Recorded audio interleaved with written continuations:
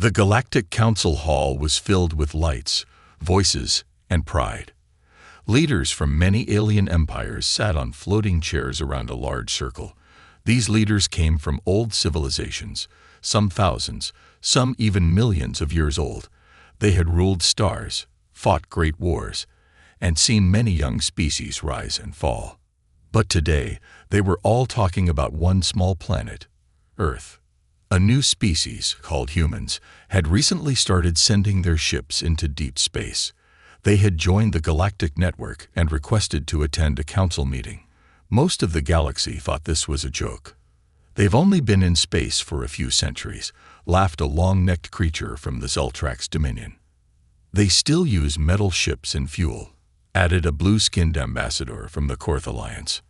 "They think they're powerful, just because they beat some pirates," another one said, shaking his many eyes. The entire hall echoed with laughter.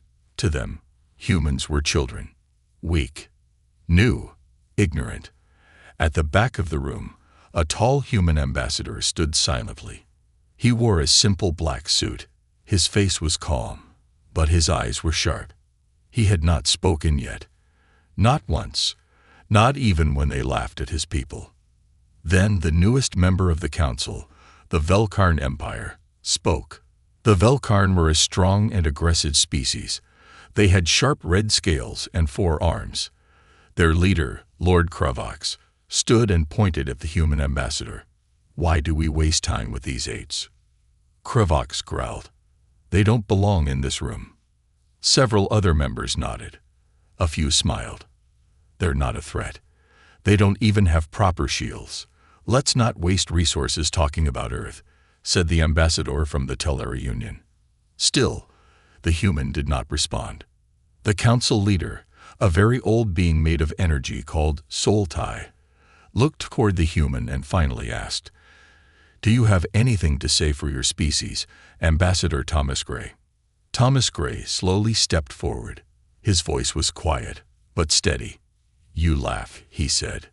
"You believe we are weak, slow, and foolish. Maybe that's true." The room grew quiet. Some aliens grinned, expecting an apology. But he continued, "There are things about humanity you do not know. Things even we forgot. Until recently." The council members looked confused. "What things?" asked Soltai. Thomas Gray smiled, just a little. "You'll see." That was all he said. Then he returned to his place and remained silent again. A long silence filled the hall. No one understood what he meant. Most thought it was just human pride, just words. After a few moments, the council went back to normal business. But one member, an old wise alien named Archivist Veller, from the Yalari race, leaned close to his assistant and whispered, "Check the oldest star maps. Look near the dead zones of space, and pull any records on ancient human ruins. Something doesn't feel right." Meanwhile, far away from the council, deep in a quiet part of space near a red dwarf star, a signal was sent. It was very old, very strange, and very human. In a forgotten place, something ancient began to wake up. The Velkarn Empire watched the humans with growing amusement. They saw Earth's small fleet of ships, slow compared to their own, and decided it was time to show strength.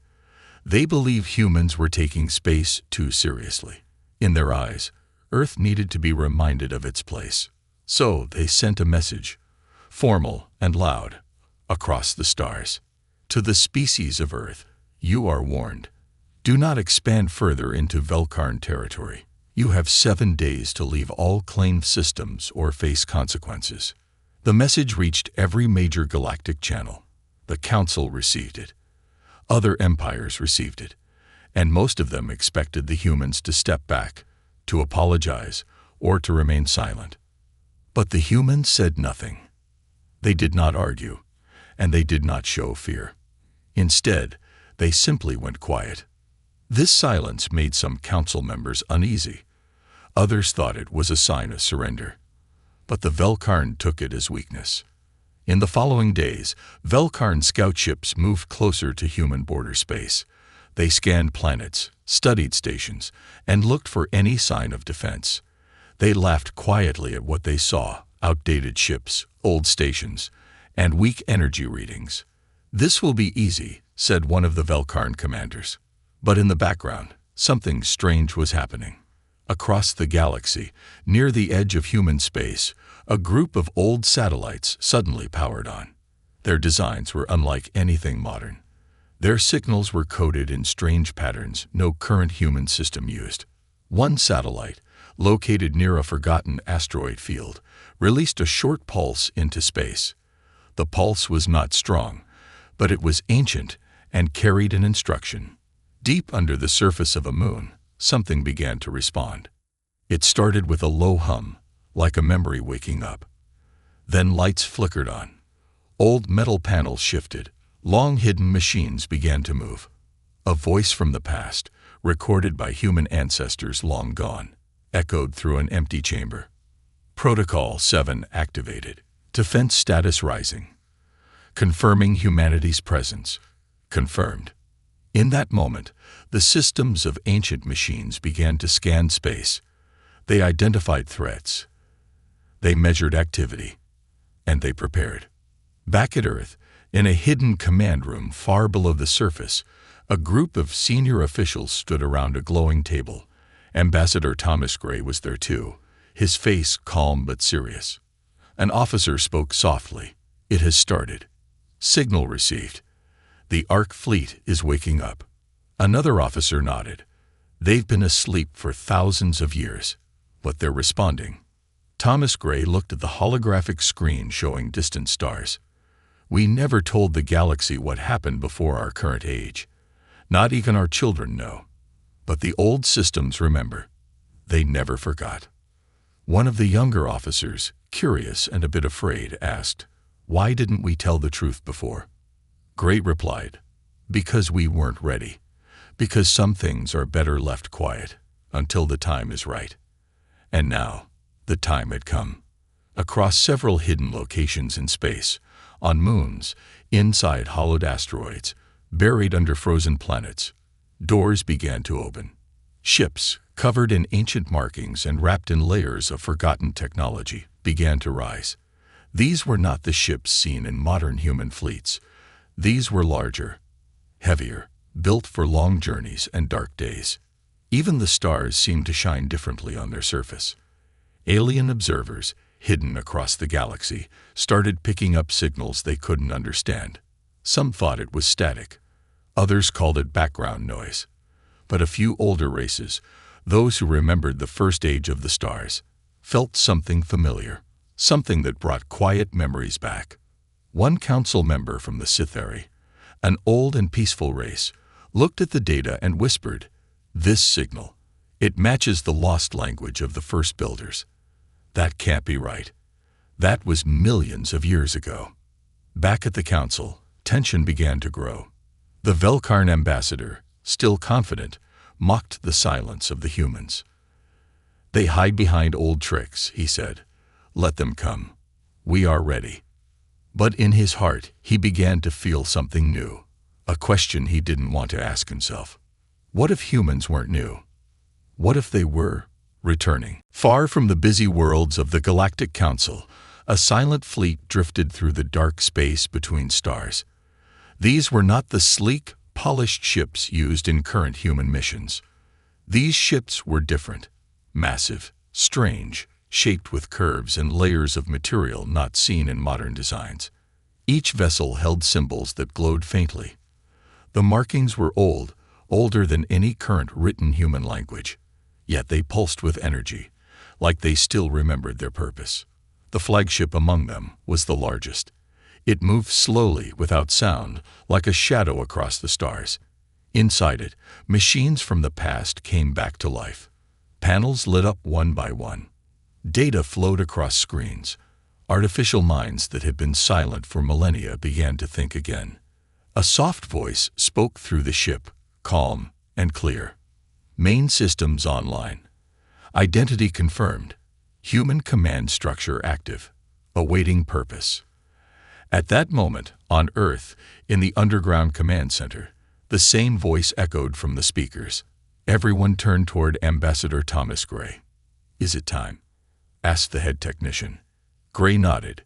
"Yes, let the past see the light again." The technician entered a simple command. Above them, in the sky of Earth, hundreds of satellites aligned into a perfect pattern. From faraway systems, the sleeping ships adjusted their course. They were not heading toward Velkarn territory. Not yet. Instead, they were moving toward a quiet region of space once forgotten by all. A long time ago, this region had been called the Vault. It was a place where humanity had hidden its oldest knowledge, before even Earth's current nations existed. No maps showed it now, but the ships remembered. Meanwhile, on the Velkarn homeworld, sensors picked up movement. The readings were strange, ships moving with technology that didn't match human patterns. The energy signatures were both powerful and peaceful. There were no threats sent, no warnings issued, just calm motion. Still, Velkarn leaders grew uneasy. They called for their best minds to study the data. Some dismissed it as old junk moving through space. Others weren't so sure. "This kind of signal doesn't just appear," said one analyst. "It's like the past is waking up." In the council hall, whispers started to spread. The Yalari archivist, Veller, requested a private session. He brought data from ancient records, older than most council members themselves. These records spoke of a race that once walked the stars before any known empire had formed.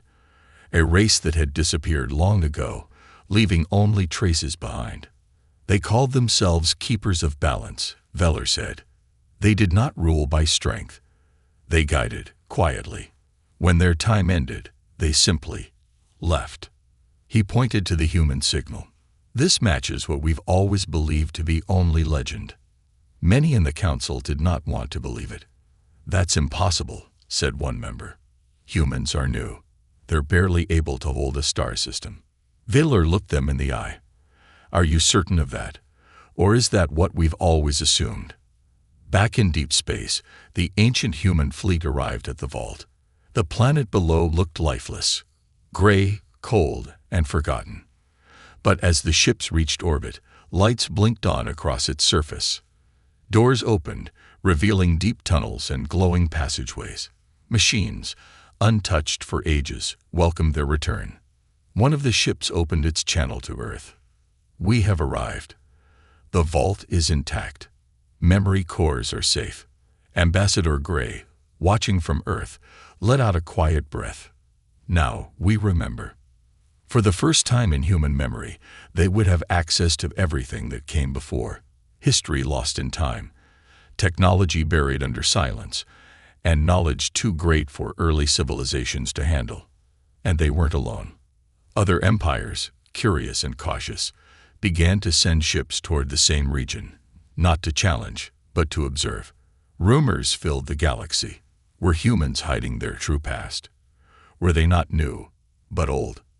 Suddenly, the galaxy began to look at Earth not with laughter, but with questions. Who were the humans, really? The vault had opened, and the galaxy had taken notice.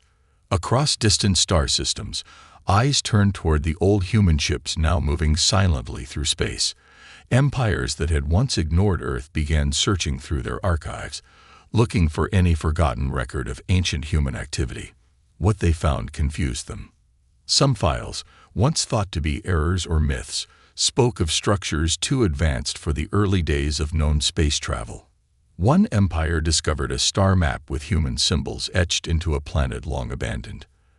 Another found a crashed ship on a moon, hidden beneath layers of ice, that bore the same energy patterns now coming from the ancient fleet. And yet, humans remained quiet. There were no statements, no claims, no warnings.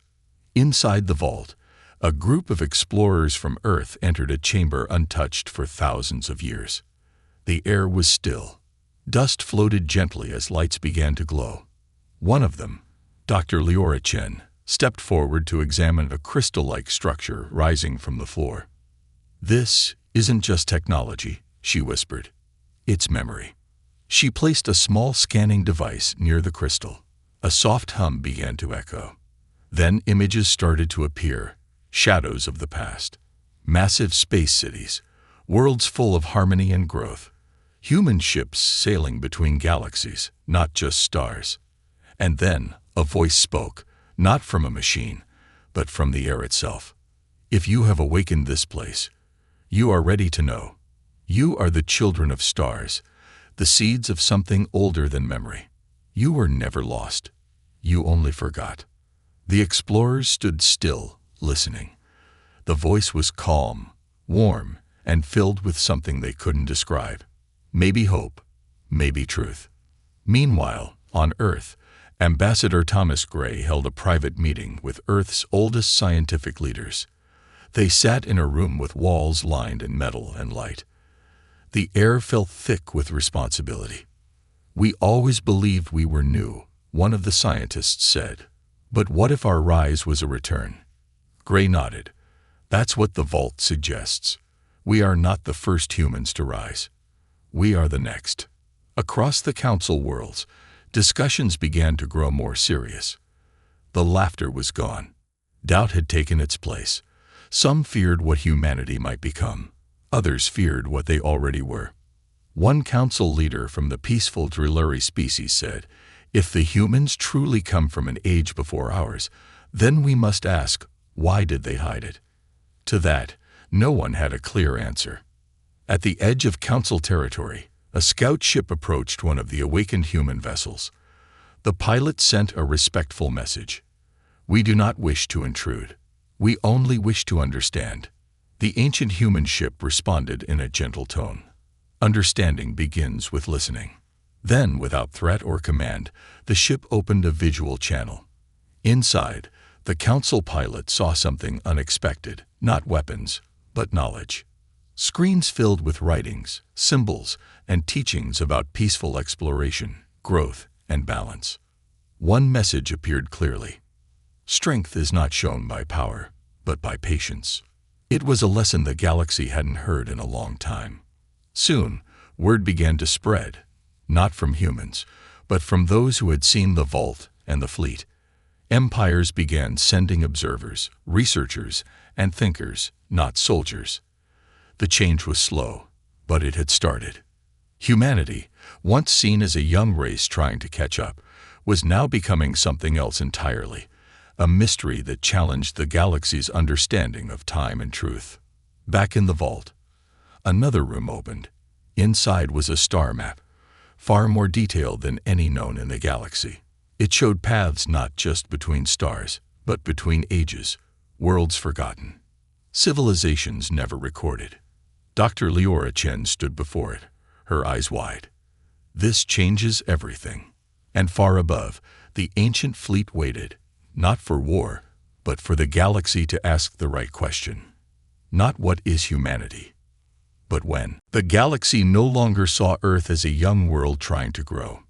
Now, it watched carefully, trying to understand what had been hidden for so long. On a quiet moon orbiting a gas giant, a neutral research team arrived. They came not from one empire, but from many, a mix of council species who wanted to observe without judgment. Their destination was one of the awakened human ships, now resting peacefully above the surface. The ship greeted them not with guards, but with an invitation. "Curiosity is the first step to wisdom," the ship's voice said. "Enter freely." Inside, the visitors found not just technology, but stories, long walls covered with images and symbols, showing the journey of humans across time. Some showed worlds filled with cities made of crystal and light. Others showed humans walking with species that no longer existed, sharing knowledge and building bridges across galaxies. One researcher, a Kilari historian, gently touched a display. "These scenes, they come from before our oldest records." A human guide, soft-spoken and patient, nodded. "That is correct. These are from the first cycle, when humans lived among the stars not as visitors, but as caretakers." "Why did it end?" the historian asked. The guide looked thoughtful. "Not everything ends with fire. Some chapters close because the time is not yet right. We chose silence to protect what still needed to grow. Meanwhile, deep within the vault, Dr. Leora Chen and her team unlocked a new section, the Hall of Memory. It was quiet inside, almost like a library, but there were no books. Instead, there were orbs of light floating in the air, each one holding a piece of living memory. One orb lit up as she approached. It showed a scene from an ancient council, not human, but made of many species. In the center stood a human elder, surrounded by voices asking questions. They asked how peace could be kept without power. The elder answered simply, "True peace comes not when we are strong enough to win, but wise enough not to fight." The message was saved in the vault for a reason. It was not a warning. It was a reminder. Outside the vault, humanity slowly began to share what it had recovered. They released ancient star charts, showed forgotten science, and invited other species to visit learning centers aboard the old ships. They were not trying to impress. They were opening doors. Many across the galaxy still didn't know how to react. The Council held emergency meetings, trying to decide what this meant for galactic balance. Some feared change. Others saw opportunity. Ambassador Thomas Gray addressed the Council directly. He stood before them, not to demand, but to offer. "We have returned not to lead, but to connect," he said. "If knowledge can help all, then it should be shared with all. We are not asking for control. We are offering memory." Some leaders still hesitated. "And if that memory shifts everything we thought we knew?" Gray replied calmly, "Then maybe it's time to grow." Meanwhile, a strange thing began to happen. The old human ships, without any command, began to move. Slowly, gently, they traveled to forgotten places, dead planets, abandoned stations, old battlefields. But when they arrived, something beautiful happened. Where the land had turned to dust, green returned. Where the light had faded, it began to glow once more. The ships weren't just vessels. They were caretakers. They carried not weapons, but renewal. People from many worlds began to visit these places. They stood on once ruined soil, now blooming. They looked at the stars and wondered, if humans had done this before, could others learn to do the same? Back on Earth, children watched the news with wide eyes. They saw images of the ancient ships planting seeds of life. They listened to the words from the vault, and something stirred in them, not pride, but purpose. The galaxy had laughed once, but now it had grown quiet. Because the question was no longer whether humans were ready. It was whether the galaxy was ready for what humanity remembered. The galaxy had changed. What began with laughter and disbelief had turned into reflection and quiet curiosity. The ancient human ships continued to glide through the stars, silent giants with golden lights and glowing patterns across their surfaces. Wherever they moved, life followed. They didn't speak much. They didn't show power, but their presence was enough. In many worlds, people gathered in large halls and open skies, watching the skies through screens or telescopes, waiting to see the next movement of these mysterious vessels. It was like watching old myths return, not to conquer, but to teach. Back in the vault, a final chamber opened. This one was different. Not made of stone or metal, but of light and flowing air. It felt alive. Dr. Leora Chen stepped inside, along with a few researchers from different worlds. The room responded to their thoughts, showing them visions not just of the past, but of possible futures. One future showed chaos, empires falling, stars burning, and silence spreading. Another showed harmony, new cities floating in space, species working side by side, sharing science and stories. Leora reached out and asked a quiet question. "Is this what we must choose?" A soft voice answered, not from a machine, but from the room itself. "You do not choose alone. The path belongs to all who walk it." That sentence echoed beyond the vault. It was transmitted to every ship in the human fleet, and from there, it traveled across the stars. Soon, that same message appeared on communication stations in Council worlds. It reached farming colonies, asteroid stations, and distant planets where no war had ever touched but wonder still lived. People everywhere read the words and felt something strange. Peace, yes, but also responsibility. Earth began to receive guests, not officials or soldiers, but learners. Historians, scientists, students. They came to listen. They came to ask questions. The humans welcomed them, not as leaders, but as friends. At one gathering, under the trees of a quiet Earth valley, a child from a distant world asked a human elder, "Why did you wait so long to return?" The elder smiled kindly. "We were not waiting. We were healing." Another child asked, "Will the ships stay forever?" The answer came not from the elder, but from a nearby screen, where one of the ancient ships spoke directly. "We stay as long as we are needed, and when we are no longer needed, we become part of the stars once more." Across the galaxy, quiet changes began. Some empires rewrote parts of their history books.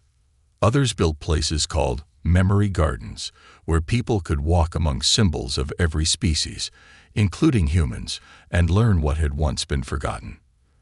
The council, once uncertain, created a new seat, not for control, but for guidance. It was called the Listener's Circle, a place where silence was allowed, and thoughtful questions mattered more than loud voices. Humanity, once seen as latecomers, were now seen as bridges, between past and present, between memory and hope. In the last scene from the vault, an ancient human message was finally revealed. It was carved into the core of the structure, hidden until the very end. The letters were glowing softly, written in a language older than Earth's oldest civilizations. But translated, it said something simple. "We were never gone. We only waited for you to see." And with that, the vault gently closed, not locked away, but resting, because it had done its part. Now it was the galaxy's turn to remember, to rebuild, to walk forward together, not behind or ahead, but side by side.